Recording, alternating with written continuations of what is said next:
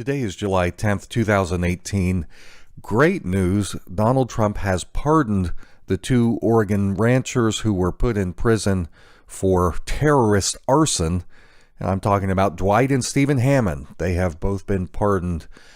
Unfortunately, they had already served the majority of their sentences, but I'm sure that if you're them or their families, it doesn't much matter. They're getting out early.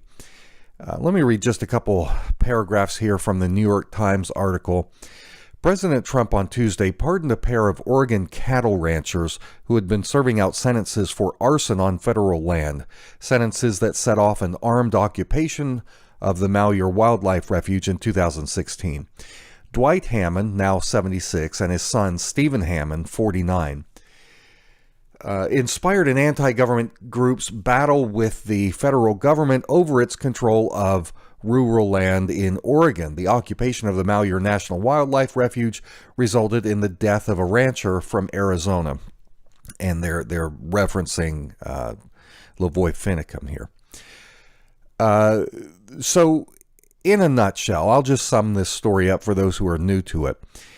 The federal government is trying to take control of the lands in the western states. And they do this primarily using a federal agency called the BLM, or the Bureau of Land Management.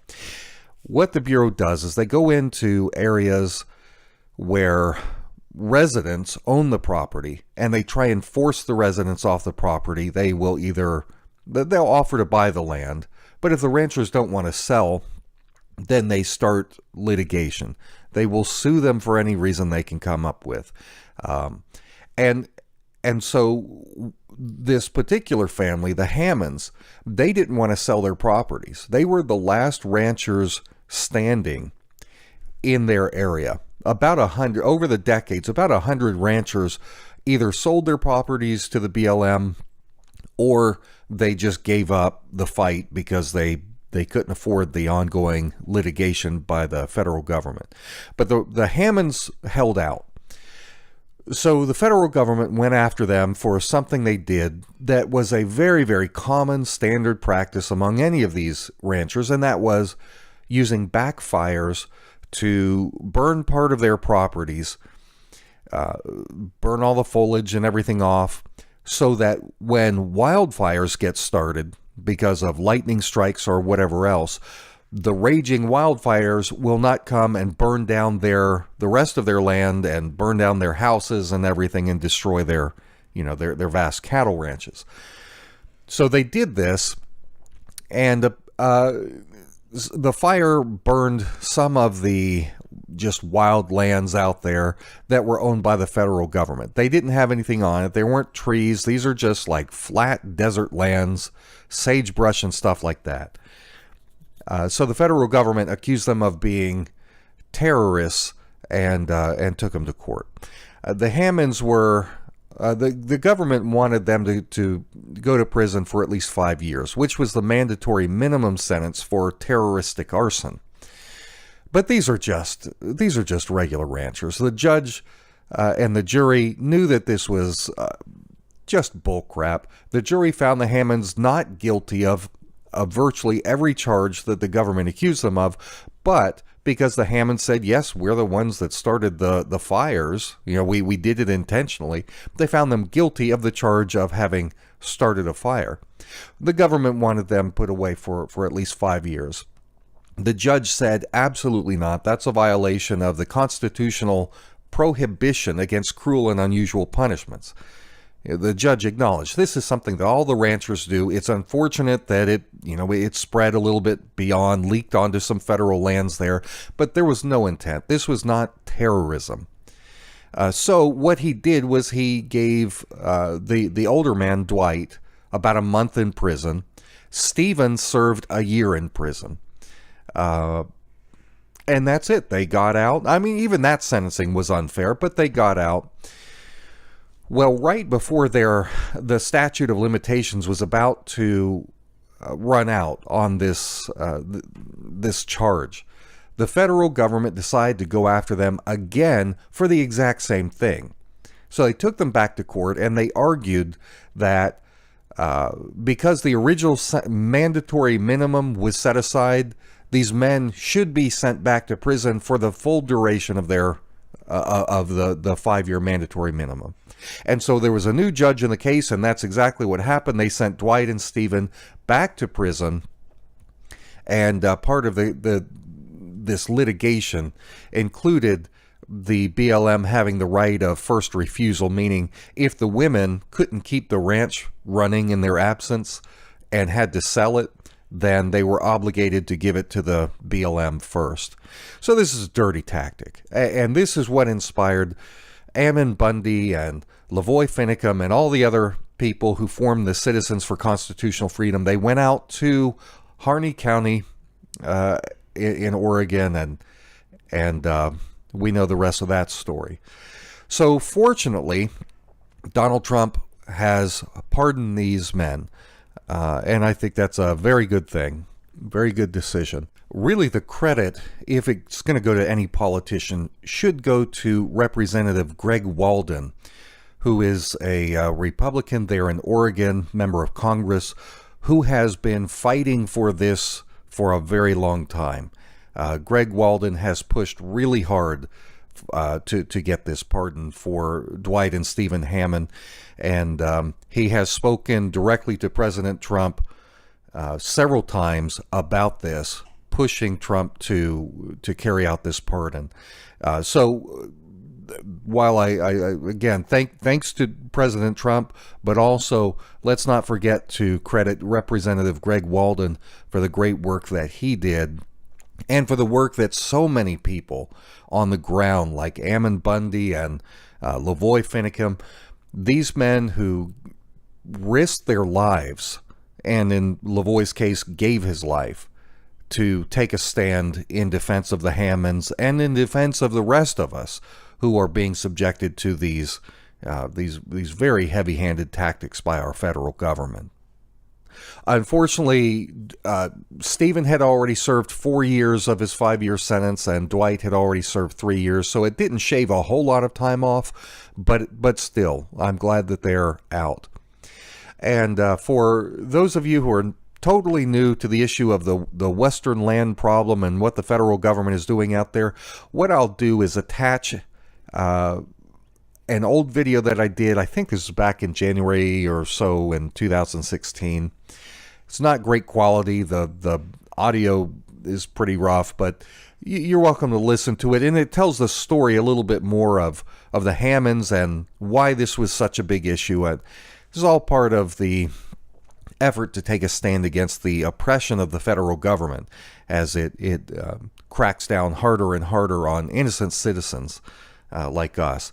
So anyway, hope you enjoy, and I hope that you're as glad as I am at the news that the Hammonds have been released. For Blackstone Intelligence, I'm Jake Morphonios. In the lands of the West, good law-abiding American citizens have been under assault by the federal government for decades. Though there is no justification in the U.S. Constitution for the federal government to own vast tracts of land outside of its own capital, it has nonetheless taken control of the majority of the lands in most western states.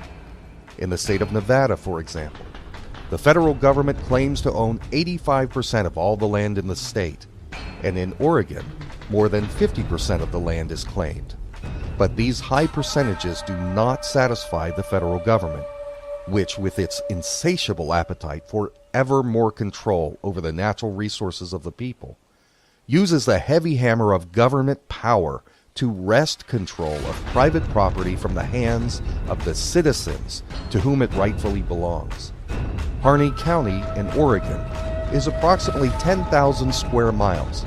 It once was the most prosperous county in the state due to its logging, ranching, and mining industries. But today, Harney County is the poorest in the state, and the reason for the county's rapid decline is intervention by the federal government. The government's Bureau of Land Management, the BLM, began closing off lands and shutting down the operations of loggers, ranchers, miners. Ranchers who refused to sell their lands to the BLM were targeted with expensive and frivolous lawsuits. Others were cut off from parts of their own lands by illegal road closures. when one group of approximately 35 ranchers refused to sell their lands to the federal government. The government rerouted water into a nearby lake, overflowing it and flooding all of the ranches and the ranchers off of their property.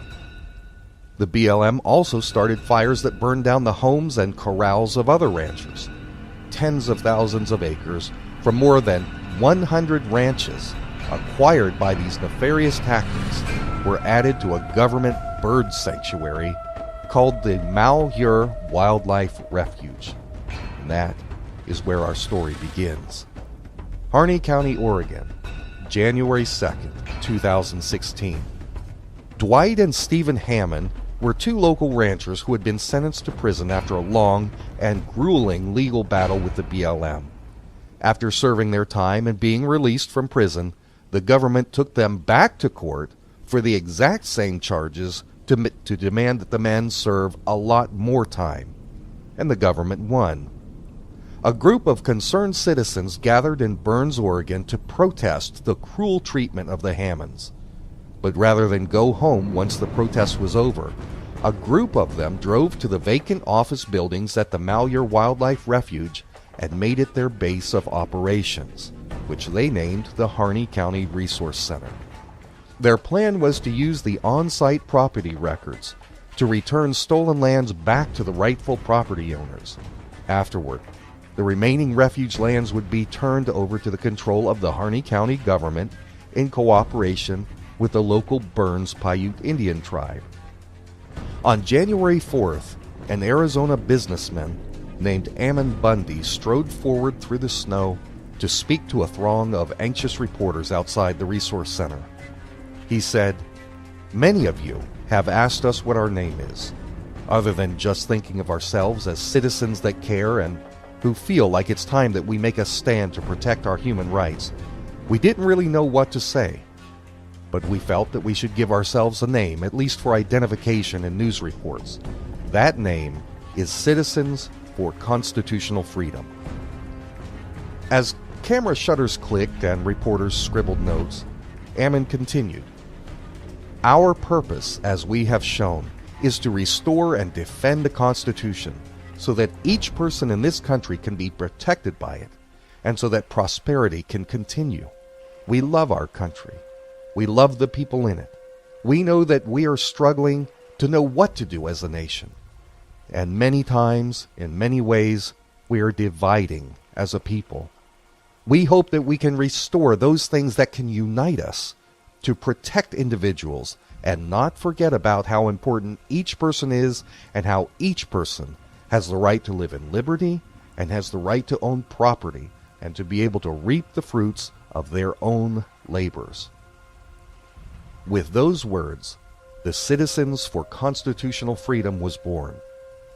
Yet it was not the goal of Ammon, his brother Ryan, the group's spokesman Lavoy Finicum, or any of the other people at the refuge to set up a formal organization with any specific hierarchy. It was understood that Ammon was leading the fight. He didn't need a business card to prove his credentials. Over the next several weeks, Ammon worked tirelessly to educate the public about the purposes and principles of the supreme law of our nation, the United States Constitution. Some laughed at him, others mocked, some were apathetic. But then Ammon began to receive speaking invitations from communities, and not just in Oregon, but in several states. The movement was picking up steam, and that is when the federal government moved in to put an end to Ammon's efforts. Not only was Ammon arrested, but also his brother Ryan was shot. His good friend Lavoy Finicum was chased into a militarized ambush by the FBI, by the Oregon State Police, and by a detail of mercenary contractors. Lavoy was gunned down in cold blood with his hands still in the air. Surrounded by over 100 federal agents, scores of government vehicles, surveillance planes, armed drones, the remaining supporters at the refuge left. Some were arrested by federal agents that day, many more in the days and weeks that followed. The Citizens for Constitutional Freedom seemed to have succumbed to an early demise. And this is where we come in. On the day that Hammond first entered the wildlife refuge, I created a Facebook page called Citizens for Constitutional Freedom. As a longtime investigative journalist who has covered cases of government abuse for 15 years, my goal was to provide up-to-the-minute news and information about the events happening in Oregon. The page received national attention. I was quoted in major publications such as the New York Times, Rolling Stone magazine, Oregon Public Broadcasting, the Washington Times, among others. I'm the grandson of Ellen Morphonios, the famous hanging judge known internationally by her nickname Maximum Morphonios for her harsh sentences on repeat violent offenders. Ellen hosted the radio show for Rush Limbaugh from time to time. She was a frequent expert legal panelist on CNN, Fox News, and MSNBC. But when the federal government, the FBI, tried to set my grandmother up by offering her a bribe, she flatly refused. They became vindictive and began harassing our family for a period of years. I learned from my teenage years to distrust the federal government. My grandfather was a Pulitzer-nominated investigative journalist who later became an influential political strategist. As I grew into adulthood, I followed in my grandparents' footsteps. I've worked as a political campaign manager, a strategist for several state and federal candidates. I was the North Carolina State Director for the presidential campaign of Steve Forbes. I was a writer for the Ron Paul presidential campaigns in 2008 and 2012. I've been active in the Liberty Movement for most of my life. After spending a week with other leaders in the Liberty Movement from various states following the murder of Lavoy Finicum, seeing the need to draw in like-minded citizens who were concerned about federal overreach, but who weren't necessarily involved in the issue of Western land grabs, I took on the responsibility to organize a national grassroots campaign to carry on the work that Hammond and Lavoy were trying to accomplish, to seek to unite various groups into a united coalition. To that end, Citizens for Constitutional Freedom was formally organized into a nationwide activist network. There is no centralized leadership. There is no command hierarchy. The power of the organization remains at the local level and the hands of the individuals where it belongs. Because of this, there is no specific group of leaders that can be taken out by the federal government to shut the work down. Anyone who wishes to be a leader in Citizens for Constitutional Freedom need only learn the U.S. Constitution and take action. The bylaws of the organization state that the purpose of the Citizens for Constitutional Freedom shall be 1. To conduct a national education campaign to help citizens understand the tenets and principles of the United States Constitution. 2. To foster cooperation between a nationwide network of liberty-minded individuals and activist groups. 3. To engage in protests of violations of the United States Constitution by the federal government and its agencies. 4. To demand accountability from the judicial, legislative, and executive branches of the federal government, as well as from state and local officials.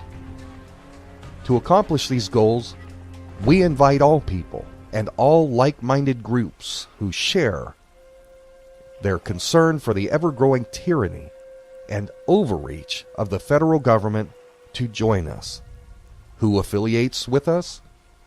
Americans who can have concerns about things such as land, resource, and property rights, heavy tax burdens and government regulations, air, water, soil destruction due to chemtrails and other pollutants, people concerned with Second Amendment rights, food rights, including the right to store seeds, freedom from mandatory vaccinations, the rights of the unborn, parental rights for both married, unmarried, or divorced parents, civil rights, freedom of speech, religion, and the press, unconstitutional foreign policies, central bankers and the Federal Reserve, border security, foreign wars and needless conflicts, personal privacy from the federal government, Common Core and federal control of public education, Agenda 21 and Agenda 2030, state sovereignty and related 10th Amendment issues,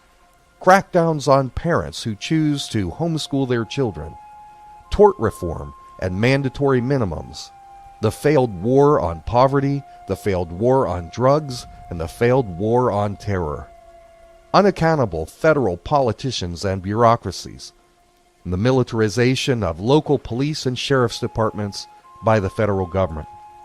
The list goes on. The reason that all of these issues are of concern to the citizens for constitutional freedom is because they all come from the same problem: failure by the federal government to abide by the U.S. Constitution. As an experienced and successful political strategist with expertise in social psychology, I've chosen to focus our organization's efforts in ways and with methods that have broad appeal. This organization shall not sponsor or participate in armed occupations, efforts to promote sovereign citizenship, or any other activities that are certain to result in a heavy-handed federal response. There is more than one way to take a hard stand against government corruption and abuse. Our activists need not fear the prospect of life in prison as a result of active participation in the Citizens for Constitutional Freedom. When General George Washington faced insurmountable odds during the American Revolution, he did not charge headlong into a fight that he could not win. He did not choose to sacrifice the lives of his soldiers needlessly. What he did do was employ tactical retreats. He regrouped, he strategized, and he changed tactics as needed. And then he struck again at the British, and again and again. General Washington continued fighting until the Patriots were ultimately victorious. We shall employ the cunning strategies and tactics of men like General Washington, Karl von Clausewitz, Sun Tzu, others in our own campaign against the federal government. Let it be clear, we are not anti-government. Our noble founding fathers laid the foundations of a great nation with a beautiful system of government that includes divisions of powers, checks, and balances. In fact, we are very pro-government. In our eyes, it is those who are seeking to overthrow the traditional government that was established by our U.S. Constitution who are anti-government. Ours is a constitutional republic, yet these revolutionaries seek to undermine our republic and establish a European-style socialist democracy under the control of multinational corporations, central bankers, and the elite oligarchs. We are counter-revolutionaries who seek to preserve our constitutional government from being destroyed by the enemies of America. A member of the Citizens for Constitutional Freedom should never remain silent when we are accused of being anti-government. It simply is not true. And so begins our journey to restore and defend the U.S. Constitution, so that, as Ammon said in the beginning, each person in this country can be protected by it and prosperity can continue. We love our country, we love our communities, we love our fellow citizens who share in the blessings of America. If you aren't sure what you can do for our nation, or if you're concerned at how divisive it is becoming, then we invite you to link arms with us and stand up for what is right. There is strength in numbers. And finally, in case there is any question as to the legitimacy of what we seek to do, I'd like to read from a letter that Ammon Bundy sent me from prison. He's given me permission to share this with you. Jake, first I must thank you. Your letter lifted my spirit and gave me hope for the education of many people about principles of agency, freedom, and natural law, including the Constitution. I feel confident at giving you my blessing in name and deed. On the very day that I'm recording this message to you, the FBI has engaged in multiple raids to arrest several more American citizens, including Ammon's brothers Davy and Mel. If you are as angry as I am, and as determined to make a difference, then I call on you to take a stand. Join us. United we stand. Divided we fall.